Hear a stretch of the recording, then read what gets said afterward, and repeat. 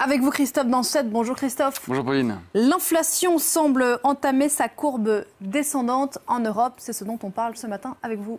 Oui, les prix ont effectivement commencé à augmenter moins vite que lors des mois précédents, en France, mais aussi en Allemagne, en Italie ou encore en Espagne. Dans l'Hexagone, l'indice des prix à la consommation qu'on voit ici en bleu, eh bien, il était de 6,1%, de 5,1% pardon, au mois de mai contre près de 6% au mois d'avril. C'est le taux le plus bas depuis plus d'un an. Même chose en Allemagne, 6,1%.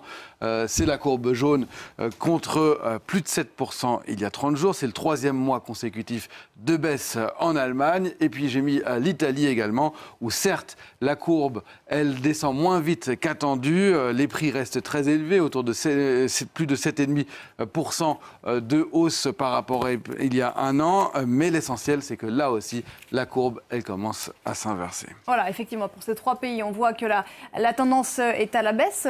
Pourquoi ?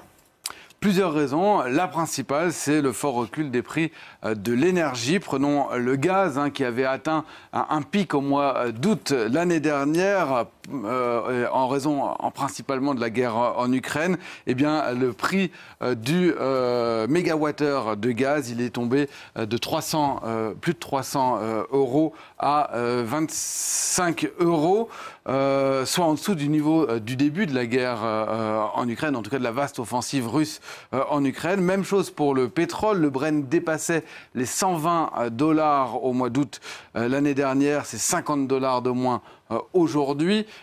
Pour le blé également, on est passé de 308 euros la tonne à 218 euros la tonne. Ça fait quasiment 100 euros de moins en quelques mois. Et puis, je vous ai mis aussi le fret. Le fret, c'est-à-dire le transport maritime. Le prix d'un container pour aller de Shanghai à Amsterdam est passé de 15 000 $ à moins de 2 000 $ en ce moment.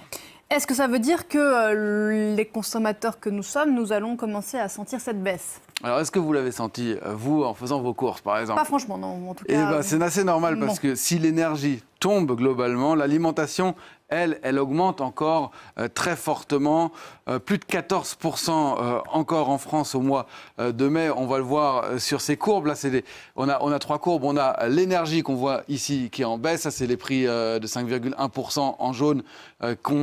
C'est l'ensemble. Et puis, on a ce prix de l'alimentaire qui est encore en forte hausse, 14,1% par rapport à il y a un an.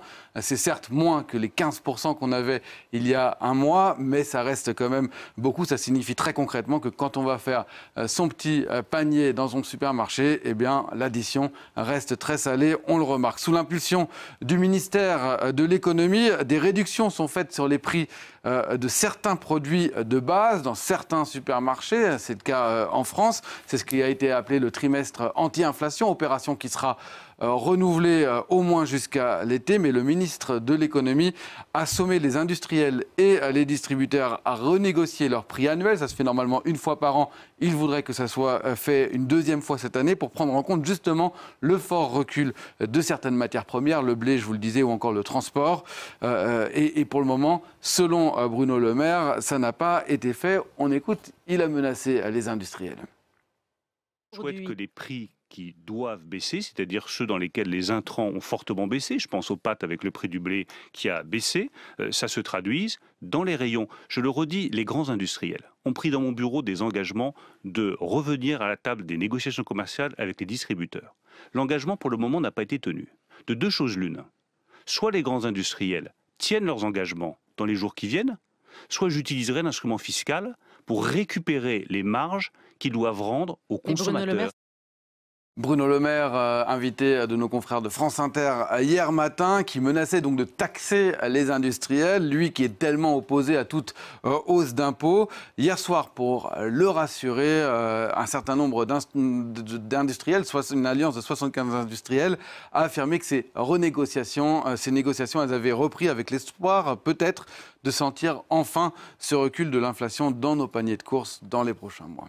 Et est-ce que ce recul va durer ?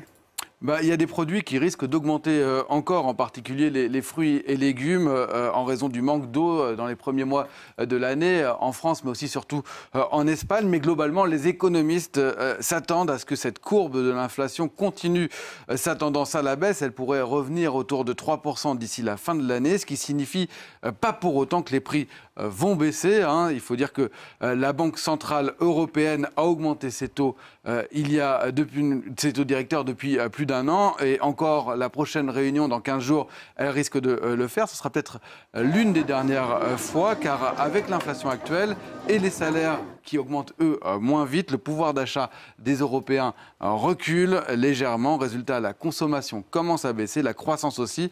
En Allemagne, ça se traduit techniquement par une récession, c'est-à-dire 2 mois consécutifs de recul de la croissance. Pour l'instant, ce n'est pas le cas en France, mais des signes de ralentissement commencent à apparaître dans l'Hexagone aussi. Merci beaucoup Christophe, c'était l'Info Éco. On se retrouve à 9h15. On se retrouve à 9h15.